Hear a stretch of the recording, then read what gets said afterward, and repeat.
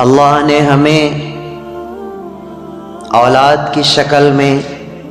جو نعمت دی ہے اس کا استقبال اور اس کی نشو و نما اور اس کی ترقی اور دونوں جہاں کے اعتبار سے اولاد کو تیار کرنا، ان کے دونوں مستقبل کو سنوارنا والدین اور گھر کے تمام افراد کی ذمہ داری بنتی ہے۔ چنانچہ جیسے ہی کسی گھر میں لڑکا یا لڑکی پیدا ہوتی ہے تو فوراً شریعت کی جانب سے، اسلام کی جانب سے ولادت کے بعد کیا کرنا چاہیے،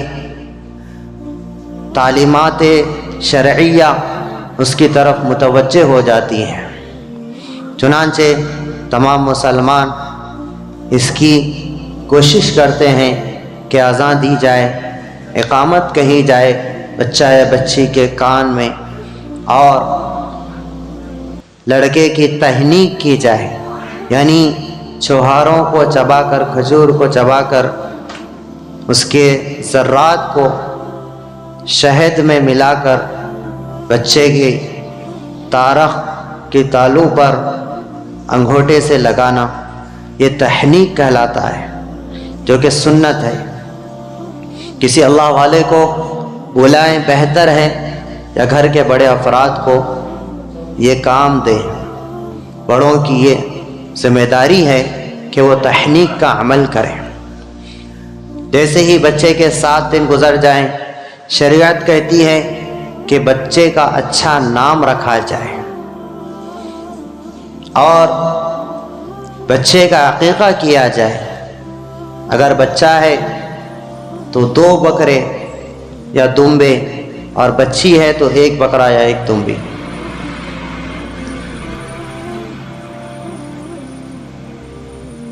دعوت بھی دی جا سکتی ہے یا گوشت کو تقسیم کیا جا سکتا ہے، اور 7 دن کے بعد 7 دن تک بچے کے جو بال بڑے ہیں تمام بالوں کو منڈوا کر ان بالوں کی مقدار چاندی صدقہ کیا جائے۔ یہ شریعت کی طرف سے ہمیں حکم ملا ہے۔ 7 دن کرنا سنت ہے، 14 دن، 21 دن، اس کے بعد یہ عمل سنت نہیں رہتا بلکہ مباح ہو جاتا ہے، یعنی اس کے بعد ہم کر سکتے ہیں، لیکن سنت جو ادا ہوگی وہ 7ویں روز میں یا 14 یا 21ویں روز میں سنت ادا ہوگی۔ اب بچہ جب 1 سال کا ہو جاتا ہے تو پھر شریعت ہمیں کسی قسم کی کوئی تعلیم، کوئی حکم، کوئی کام کرنے کا ہمیں حکم نہیں دیتی۔ چنانچہ عقیقے کی بہت بڑی فضیلت آئی ہے، بہت بڑے بڑے فوائد بیان کیے گئے ہیں۔ آپ علیہ السلام فرماتے ہیں الغلام مرتہن بعقیقتہ، بچہ اپنے عقیقے میں رہن ہوتا ہے۔ جس طرح رہن میں رکھی ہوئی چیز ہم پیسے دے کر اس چیز کو چھڑواتے ہیں، لاتے ہیں، ایسے ہی بچے کا جب عقیقہ کیا جاتا ہے تو پھر اس کو ہم نے رہن سے چھڑوایا ہے، وہ بالکل اب ہماری ملکیت ہو چکی ہے، اب ہم اس کے مالک ہو چکے ہیں۔ اور بچے کی عقیقے کی برکت سے مصیبتوں سے، آفات سے، بیماریوں سے، تمام بلائیوں سے حفاظت ہو جاتی ہے۔ اللہ کے نبی صلی اللہ تعالی علیہ وسلم نے اس عمل کو کیا ہے، حضرات حسنین کے ساتھ یہ عمل ہوا ہے۔ جیسے ہی 1 سال کا بچہ ہو جاتا ہے تو شریعت کی طرف سے کوئی حکم نہیں ہے، لیکن آج کل مسلمان بدقسمتی سے یا شریعت کی تعلیمات کو نہ جاننے کی بنا پر، اسلام سے، علم دین سے دوری کی بنا پر لوگ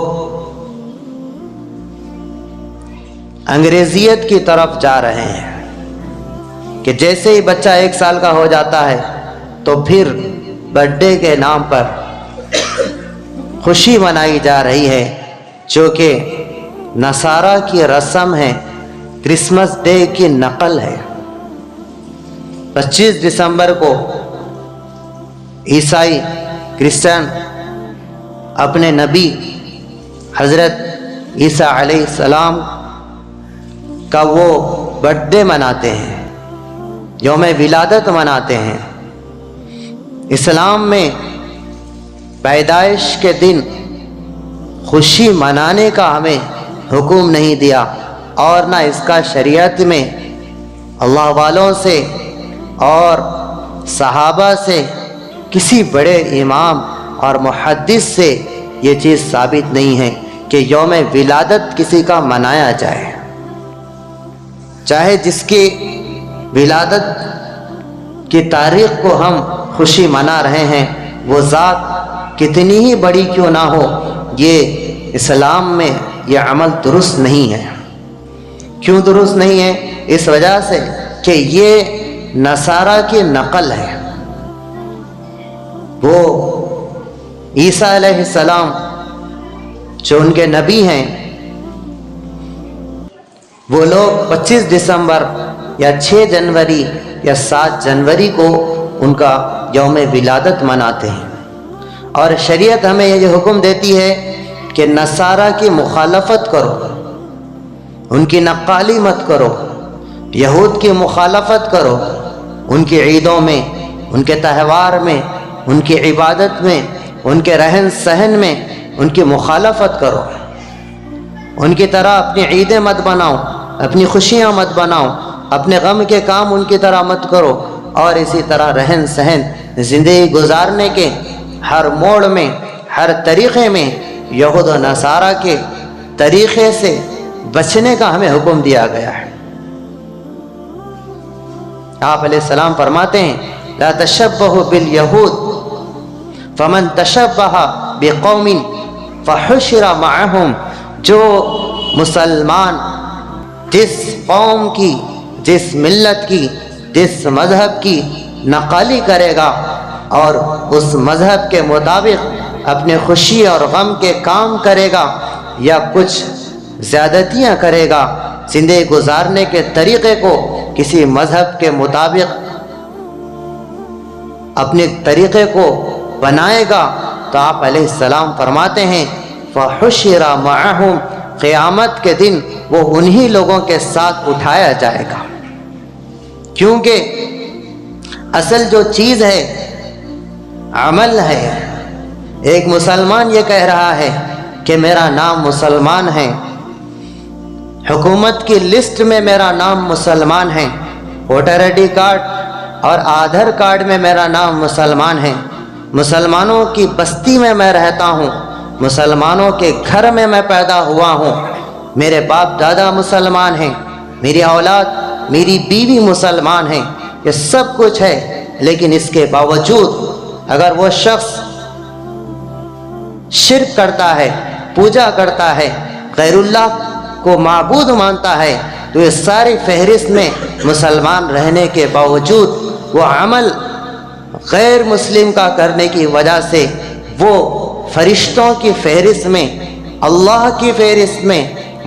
اللہ کے رسول کی فہرست میں اور اسلام کی فہرست میں، لسٹ میں وہ کافر لکھا جاتا ہے۔ کیونکہ اصل جو چیز ہے وہ عمل ہے۔ تمام مذاہب کے لوگوں کو تقریباً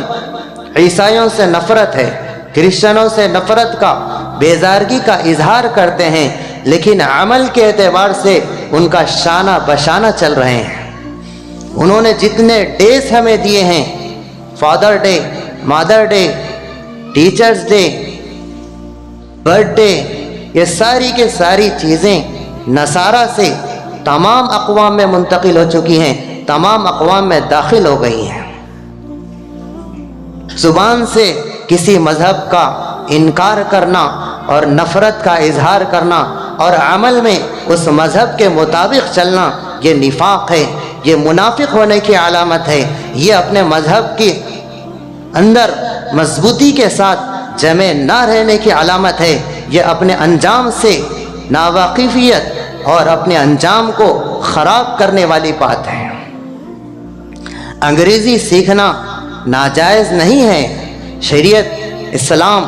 آپ کو انگریزی سیکھنے کی، انگلش سیکھنے کی اجازت دیتا ہے، لیکن اسلام آپ کو اس بات کی بالکل اجازت نہیں دیتا کہ آپ کی زندگی میں انگریزیت داخل ہو جائے، عیسائیوں کے طریقے آپ کے زندگی میں داخل ہو جائیں، ان کے طریقوں کے مطابق تمہاری شادیاں ہوں، اس میں ویڈیوگرافی ہو اور دلہن سب کے سامنے خوشی کا اظہار کرتے ہوئے گلدستہ دلہے کو پیش کرے۔ یہ انگریزوں کا طریقہ ہے، اسلام اس کی بالکل اجازت نہیں دیتا، کیونکہ بیوی اور شوہر کی محبت کا جو اظہار ہے وہ خلوت میں ہے، وہ تنہائی میں ہے۔ تمام مرد اور عورت، اجنبی اور اپنے اور پرائے، تمام دعوت میں شریک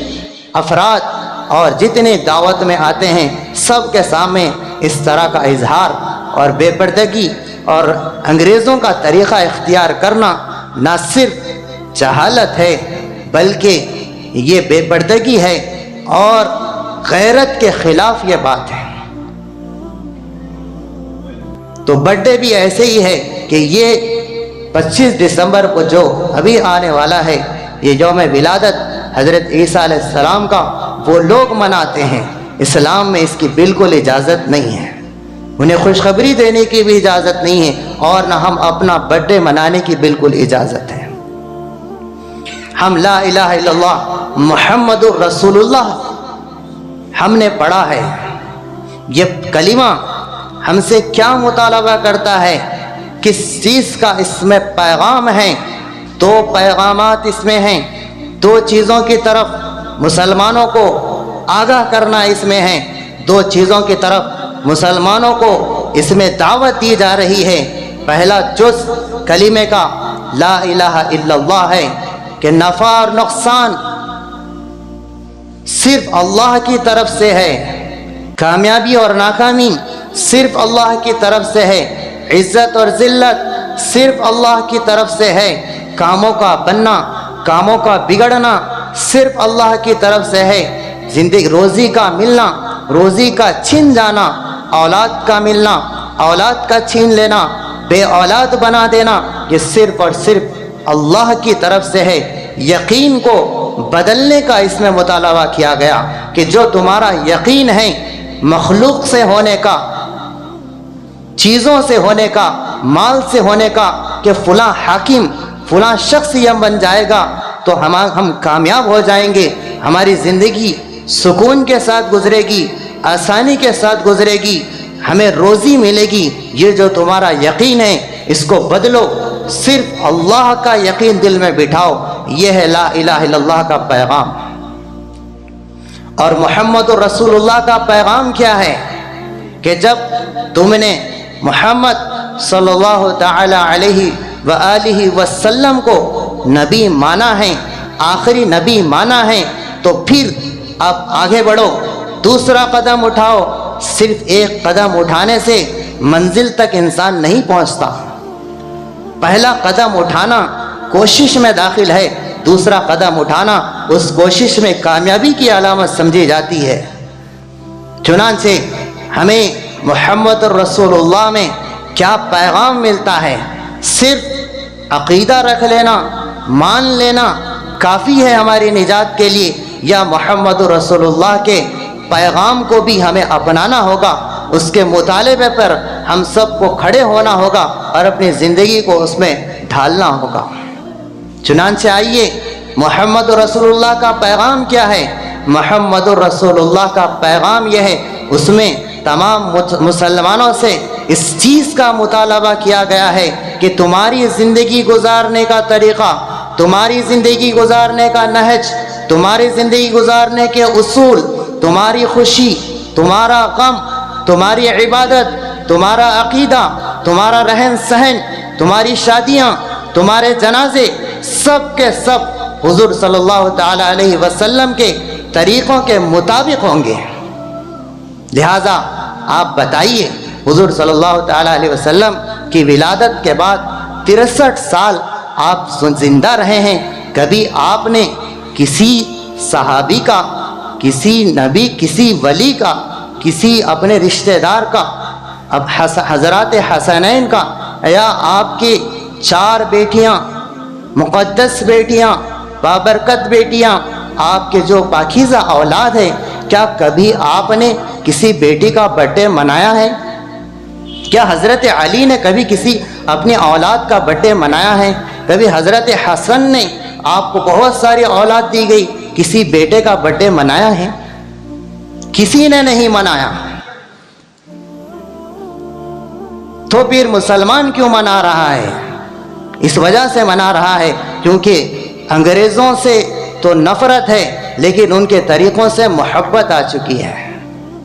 ان کے طریقے کیونکہ خواہش کے مطابق ہوتے ہیں، ہر باطل کا طریقہ خواہش کے مطابق ہوتا ہے، لہٰذا جو شخص باطل کو اپنا رہا ہے تو پھر وہ خواہش کو پورا کر رہا ہے، جبکہ دنیا خواہش پوری کرنے کی جگہ نہیں ہے بلکہ ضرورت پوری کرنے کی جگہ ہے۔ جو شخص یہ ضرورت پوری کر کے اس دنیا سے جائے گا، اللہ تعالیٰ آخرت میں اس کی خواہش کو پوری کریں گے، اور جو شخص یہاں اپنی خواہش پوری کر کے دنیا سے جائے گا، اس کی خواہش مرتے دم تک کبھی پوری ہو نہیں سکتی، کیونکہ انسان کی خواہشیں اس کا مال، اس کی صلاحیت، اس کی سوچ، اس کی حیثیت سے آگے آگے چلتی ہے، وہ پیچھے پیچھے چلتا ہے۔ نتیجہ یہ ہوتا ہے کہ وہ خواہش کو پورا کرنے کی چکر میں، اس کی فکر میں مر جاتا ہے، خواہش بھی ادھوری رہ جاتی ہے اور آخرت بھی ہاتھ سے چلی جاتی ہے۔ اور جو زندگی سادگی کے ساتھ حضور صلی اللہ علیہ وسلم کے طریقوں کے مطابق گزارتا ہے، خوشی میں، غم میں، ہر اعتبار سے، تو پھر اس کے نتیجے میں اللہ تعالیٰ اس کو دنیا میں بھی نوازتے ہیں اور آخرت اس کے لیے تیار کر رکھی ہے۔ لہٰذا ضرورت اس بات کی ہے کہ ہم برتھ ڈے جیسی ممنوع چیز، جس کی مخالفت کا ہمیں شریعت حکم دیتی ہے، خالف الیہود والنصارى، نصارہ کی مخالفت کرو، یہود کی مخالفت کرو۔ جب اسلام کسی مذہب کی عبادت میں یکسانیت اور ان کے ہم شانہ بشانہ چلنا، اس طریقے کو اپنانے سے منع کر سکتا ہے، تو پھر رسم و رواج میں کیوں منع نہیں کر سکتا؟ بالکل منع کرتا ہے۔ لہٰذا ہم اس چیز سے بچیں۔ انگریزی سیکھنے کا مطلب یہ نہیں ہوتا کہ انگریزیت ہمارے اندر داخل ہو جائے اور ان کے رسم و رواج ہمارے اندر داخل ہو جائیں، انگریزوں کے طریقے ہمارے زندگی میں داخل ہو جائیں، اس کو اسلام بالکل بھی برداشت نہیں کر سکتا۔ اللہ رب العزت سے دعا ہے اللہ تعالیٰ ہم سب کو تمام یہود و نصارہ